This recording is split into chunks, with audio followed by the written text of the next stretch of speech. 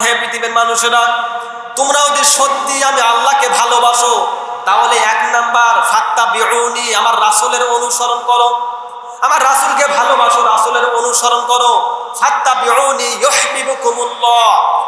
যদি আমার রাসূলকে ভালোবাসো, আমার রাসূলকে যদি সত্যি অনুসরণ করো, তাহলে আমি আল্লাহ তাআলা বললাম ইউহিব্বুকুমুল্লাহ, তখন থেকে আমি আল্লাহ তাআলা তোমাদেরকে ভালোবাসবো।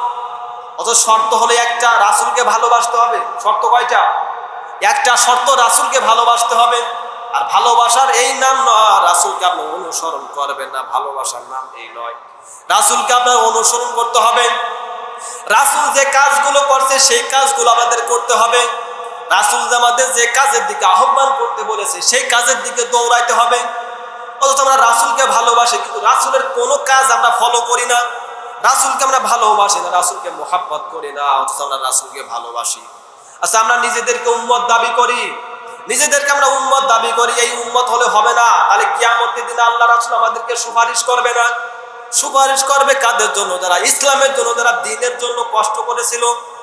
তাছাড়া কিন্তু আমাদের জন্য রাসূল কিন্তু সুপারিশ করবে না। ইসলামের জন্য আপনি যখনই কষ্ট করবেন তখনই আল্লাহ তাআলা রাসূল আমাদের জন্য সুপারিশ করবে।